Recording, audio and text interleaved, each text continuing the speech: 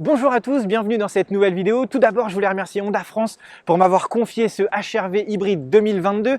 Je l'ai eu pendant une semaine. Donc au cours de cette vidéo, en fait, je vais vraiment vous donner mon ressenti sur une semaine complète d'essais, d'utilisation avec ma famille. Et vous allez voir, ce SUV est tout simplement génial. Donc écoutez, sans plus attendre, je vous propose qu'on aille rouler et que je vous explique un peu tout ça. Alors comme prévu, je vous retrouve à l'intérieur du HR-V hybride 2022. Voilà, une semaine. On a roulé une semaine avec ce HR-V, on a fait plus de 700 km, donc on l'a vraiment mis à l'épreuve. Donc cet essai, c'est du concret, c'est du vrai. Voilà, les chiffres que je vais vous donner, c'est des chiffres que j'ai constatés par moi-même. Et ça, c'est important. Alors, on va déjà commencer par l'habitacle. Que dire de l'habitacle? Vous avez pu le voir sur la page Instagram Le Normand Gestion Auto. On est allé chez Ikea, on a chargé le coffre, on a acheté des meubles, tout est rentré dans le coffre. J'étais très étonné, je pensais devoir baisser les sièges, pas du tout. Tout est vraiment rentré dans le coffre, c'était juste génial. Donc ça, vous l'avez vu, et vous avez vu que le coffre nous permet vraiment de charger de manière quand même très confortable.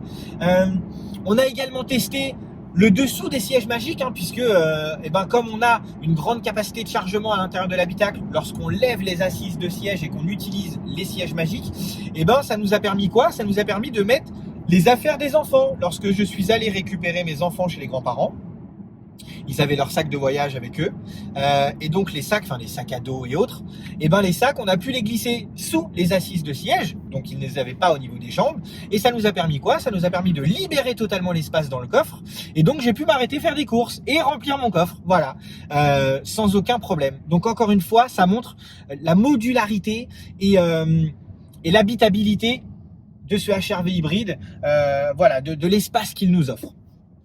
Et ça, c'est un super point. D'ailleurs, en parlant d'habitabilité, je vais vous souligner un petit point. Le HR-V hybride dispose d'un plancher totalement plat. Et ça, c'est bien. C'est bien pourquoi? Parce que si un jour vous avez besoin d'aller acheter un miroir, une télé, peu importe, quelque chose de fragile et d'un peu encombrant, vous pourrez le faire. On pourrait presque mettre un matelas et dormir. Bon, je suis pas sûr qu'on ait assez de longueur, mais en tout cas, on pourrait le faire. Voilà, c'était pour le petit truc fun.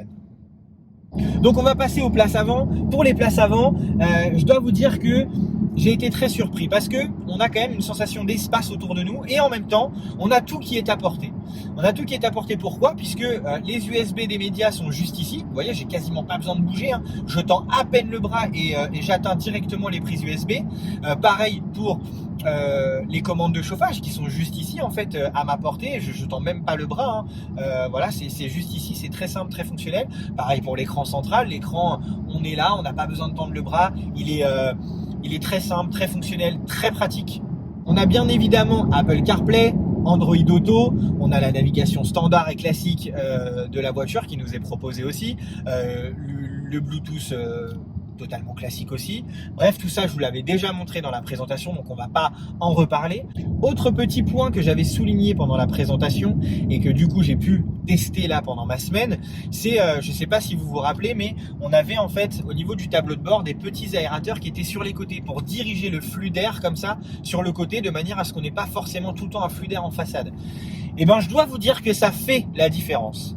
Parce que quand on met le chauffage, quand on met la clim de manière générale, du coup, l'air est vraiment très bien réparti au niveau des jambes, au niveau du pare-brise et surtout là sur les côtés. Parce que du coup, l'air est totalement diffusé sur les côtés. On n'a pas d'air en façade, on peut la mettre si on souhaite, mais c'est quand même assez désagréable. Donc là, d'avoir le flux d'air comme ça sur le côté, on a un habitacle qui est à une température quasiment homogène et ça, franchement, ça fait vraiment toute la différence. Si je continue rapidement sur l'équipement, je vous avais montré le chargeur à induction déconnectable. Je l'ai utilisé. Alors, il a une autre fonction, en plus de pouvoir charger votre téléphone, c'est que du coup l'emplacement est vraiment réservé au téléphone. Donc, on a la possibilité de mettre son téléphone ici. Et comme c'est déconnectable, si notre téléphone est chargé et qu'on n'en a pas besoin, on éteint l'induction. On peut poser notre téléphone sans prendre le risque que le téléphone soit en surcharge, soit maintenu en tout cas en charge ou quoi. Et donc ça, c'est quand même assez pratique de pouvoir déconnecter son chargeur à induction, même s'il y a une sécurité. Au cas où la température de la batterie est un peu trop élevée, il le détecte et il se coupe, puisque forcément, j'ai essayé, Et donc je peux vous dire que dès que le téléphone est un peu trop chaud, et ben lui coupe directement. Et en plus il y a un petit ventilo qui se met en route qui permet de refroidir directement. Donc ça voilà, c'est des petits détails et des petites astuces que je vous donne. Parlons un peu maintenant du moteur et de l'agrément de conduite de ce bloc hybride 130 chevaux. Voilà, Honda nous a fait plaisir, ils ont mis 130 chevaux sur ce HR-V, et ben je peux vous dire que c'est vraiment très agréable. C'est très agréable parce que on n'est quasiment jamais dans les tours, à part si on monte une côte ou quoi, mais même quand on accélère pour se mettre à la limite à laquelle on est autorisé à rouler, et ben le moteur on l'entend quasiment pas. Alors bien évidemment, si demain vous accélérez comme un sourd, forcément vous allez entendre le moteur. Mais quand on achète un véhicule hybride, et ben on est prêt à faire une transition écologique, on est prêt à adopter une conduite éco-responsable, et on est prêt du coup à adopter des gestes simples et donc une conduite souple. Donc on est souple sur la pédale et vous allez voir, et ben on n'entend pas le moteur. Et en plus, comme on est sur une transmission CVT, et ben on n'a pas d'à-coup de passage de vitesse. C'est totalement fluide. Le CVT régule de manière totalement légère, fluide, et donc on n'a pas d'à-coup. On roule, on accélère. Alors on a la sensation d'avoir des passages de rapport, mais sans à-coup. C'est juste en fait le CVT qui régule. Et du coup, on conduit de manière vraiment très souple, très confortable. Et ça, je peux vous dire que c'est quand même extrêmement agréable de pouvoir rouler dans ces conditions-là. En revanche, les 130 chevaux sont vraiment beaucoup plus pratiques que les 109 chevaux de la Jazz. Bien évidemment, on est sur un véhicule avec un gabarit beaucoup plus gros, beaucoup plus imposant, donc il était aussi normal d'avoir un moteur beaucoup plus gros, forcément, pour pouvoir emmener ce surplus de poids. Mais ça fait vraiment la différence. Les un peu plus de 20 chevaux d'écart font vraiment la différence et font que ce HR-V est quand même très très agréable à rouler, vraiment. On aurait eu un peu plus de puissance, ça m'aurait pas déplu. Et le surplus de puissance, qu'est-ce que ça nous donne aussi ? Eh ben, ça nous donne une deuxième chose, la consommation. Parce que si on avait gardé les 109 chevaux de la Jazz, je pense que le moteur aurait, entre guillemets, souffert un peu plus et donc on aurait consommé probablement plus.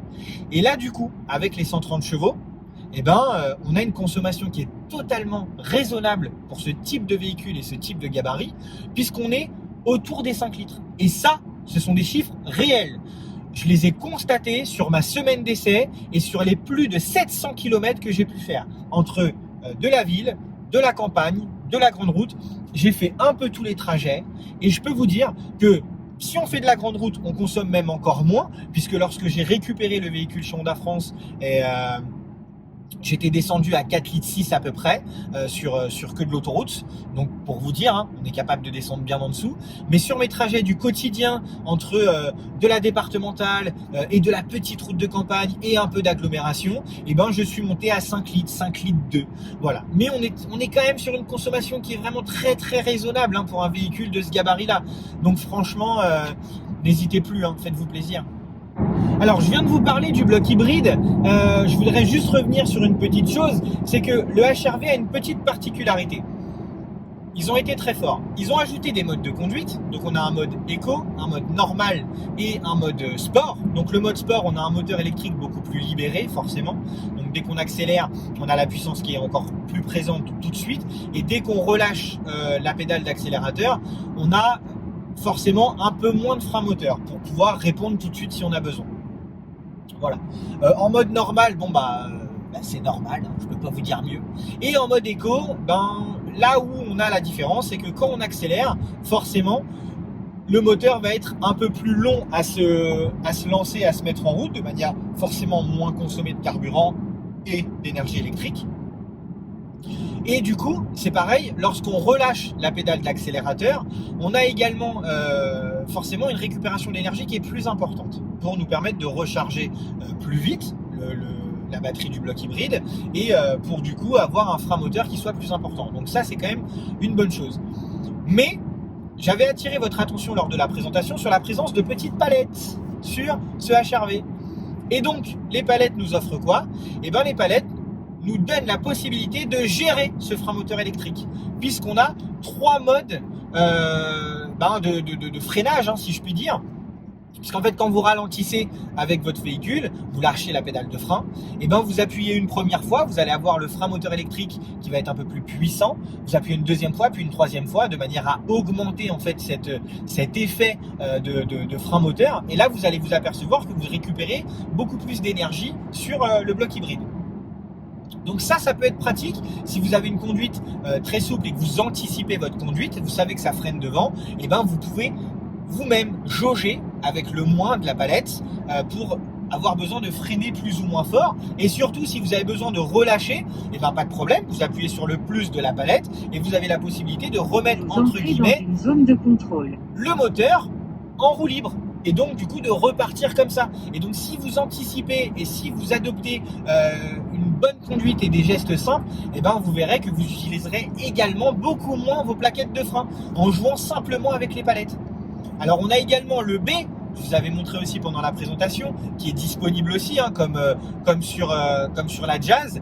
Le B en fait, à la différence des palettes, c'est que lorsqu'on met en B, on est directement sur le mode le plus haut au niveau du freinage. Voilà, au niveau de la récupération d'énergie, on est sur le mode le plus important. Donc là, on va freiner vraiment tout de suite beaucoup plus fort.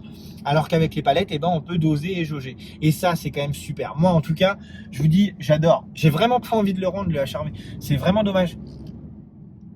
Mais malheureusement, on a acheté une Jazz et j'ai pas le budget du coup pour acheter le HR-V pour l'instant pour moi, parce qu'il va falloir que je remplace ma Honda Accord qui a 365 000 km bientôt, 370 000 même.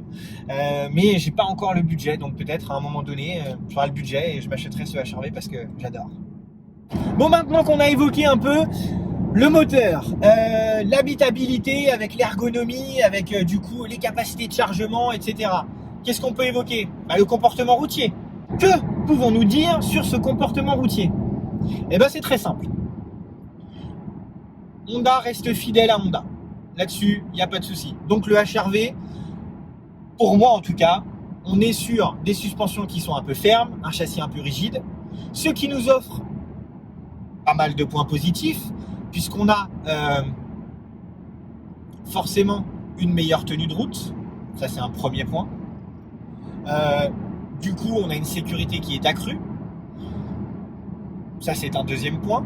Mais surtout, là où moi j'ai été très étonné, c'est qu'on est sur un SUV compact. Donc normalement, avec une garde au sol un peu haute. Eh ben, ça se ressent pas. Dans les enchaînements de virages, on a un véhicule qui reste stable, qui reste bien collé à la route, qui prend très peu de roulis. Et je peux vous dire que sur ma semaine d'essai, on a eu un temps de merde, de la pluie, beaucoup de vent. Bref, pas des conditions idéales pour faire un beau shooting photo, pour faire quelque chose de super, mais néanmoins des conditions réelles d'utilisation qui m'ont permis moi de pouvoir vous dire que ce véhicule, eh ben, il nous met vraiment en sécurité, que ce soit sur la pluie, pas sur la pluie, sur des petites routes un peu étroites de campagne. Voilà, le véhicule reste stable, c'est confortable, c'est confortable. Je vous dis ça pourquoi? Parce que je viens d'évoquer le fait que le véhicule avait un châssis un peu rigide, des suspensions un peu fermes, hein, mais ce qui est la marque un peu de Honda, hein, de toute manière. Et ben, néanmoins, il n'y a pas de compromis sur le confort. Le véhicule reste très confortable. Et ça, c'est vraiment très très étonnant et c'est vraiment très agréable. Alors, on est très bien aidé par les assises hein, et les sièges en eux-mêmes, puisque les sièges sont très confortables, on est très très bien maintenu au niveau des dossiers, etc. Donc, c'est ce qui nous aide aussi à dire que eh ben, Honda en fait a privilégié une belle sellerie confortable pour pouvoir se permettre d'avoir un châssis un poil rigide, les suspensions un poil fermes, de manière à apporter de la stabilité sur la route, de manière à apporter une bonne tenue de route, de façon à vous mettre le plus en sécurité possible. Mais vous voyez, encore une fois, pas de compromis chez Honda, on essaye vraiment d'apporter le maximum de toutes les petites choses qu'on peut faire. Alors au niveau du comportement routier, on pourrait évoquer quelque chose d'autre. C'est pas vraiment le comportement routier, mais moi ce que j'ai constaté, c'est que on est sur un SUV compact, mais on n'est quand même pas sur, on est sur un véhicule du coup d'un gabarit un peu important quand même. Hein, on va pas se cacher là-dessus. Et ben pour autant, en ville, j'ai pas eu de problème, j'ai pas eu de souci à me déplacer. J'ai pas eu de souci à prendre des petites routes étroites, à devoir manœuvrer pour me stationner. On est sur un gabarit qui est vraiment très très correct. Et du coup finalement, eh ben, il est aussi à l'aise en ville en campagne, sur autoroute, on a une réelle polyvalence. Donc en termes d'équipement, bien évidemment, vous l'aurez compris, ce HRV nous propose l'alerte de franchissement de ligne, l'aide au maintien dans la voie, le régulateur adaptatif. On a également le pare-brise chauffant qui est disponible. On a les sièges chauffants, ça je vous l'avais montré aussi dans la présentation. Donc voilà, vous avez pu un peu vous rendre compte, c'est des choses qu'on a utilisées, c'est quand même très confortable, très pratique. Alors oui, c'est un peu gadget, hein, les sièges chauffants c'est un peu gadget, le pare-brise chauffant c'est un peu gadget également. Mais néanmoins, c'est des petites choses qui font que voilà, on a un équipement très complet. Bon, je vous ai évoqué un peu tous les points positifs du HRV. Malheureusement, je vais devoir vous évoquer un point un peu négatif. Parce que je viens de vous dire que j'aurais aimé acheter, mais on a acheté la Jazz. Vous allez me dire, j'aurais pu revendre la Jazz et acheter le HRV pour ma femme à la place. Mais malheureusement, pour nos besoins à nous, c'est pas possible. C'est pas possible. Pourquoi? Et vous l'avez vu dans la présentation, ce HRV, il a 5 places, oui, 5 places carte grise. Néanmoins, j'attire quand même votre attention. La 5e place est une 5e place, on va dire, de dépannage. Je peux pas vous dire qu'une famille de 5 personnes avec des sièges auto puisse faire 6-8 heures de route à 5. Ça me semble quand même très compliqué. Et vous l'avez vu dans la présentation et notamment sur le réel que j'ai publié sur la page Instagram, Honda a privilégié le confort de ses occupants. Donc, ils ont peut-être fait un compromis en se disant, est-ce qu'on met 5 places avec du coup une banquette et donc on n'aura peut-être pas le confort pour 5 places, mais on n'aura pas non plus le confort de 4 personnes? Ou est-ce qu'on met une 5e place de dépannage, mais par contre, on soigne nos occupants et on a 4 vraies places? Parce que si vous regardez sur le réel et si vous regardez sur la présentation, et ben à l'arrière de ce HRV, on a 2 vraies places, 2 vrais sièges et on a la partie du milieu qui est là un peu en dépannage, quoi. Donc, c'est le petit point négatif. C'est pour ça que nous, en tout cas pour nos besoins, comme la Jazz, c'est un peu plus une banquette et un peu plus plat derrière, et ben quand on est à 5, finalement, avec le siège auto, bon, c'est très rare, hein, mais c'est un peu plus, pas confortable, mais en tout cas, on est un peu moins serré. Voilà. Parce que forcément, qui dit siège dit ça remonte au niveau des assises, pareil au niveau des dossiers, donc forcément on peut pas vraiment se mettre à cheval. Ce qu'on n'a pas comme problème dans la Jazz, puisque dans la Jazz c'est pas vraiment un siège de chaque côté, donc on peut se mettre un peu à cheval sur les deux, ça pose aucun souci. Voilà. Donc c'était vraiment malheureusement pour moi le petit point négatif de ce HRV, qui est vraiment dommage parce que sinon ça il est quasiment parfait. Donc c'est pour ça que j'espère pouvoir prochainement essayer le CRV. Puisque normalement sur le CRV forcément c'est destiné à des grandes familles, donc on aura la possibilité probablement d'être installé confortablement à 5 derrière, enfin 3 en tout cas et 5 dans la voiture, hein, vous avez compris, hein. Donc voilà. En tout cas, je vais devoir le rendre ce HRV, j'ai vraiment pas envie, ça me rend triste, mais c'est comme ça. Merci encore à Honda France pour la confiance. Je prends toujours beaucoup de plaisir à essayer les voitures pour vous, à vous faire un retour sur l'utilisation de ces voitures et c'est toujours top.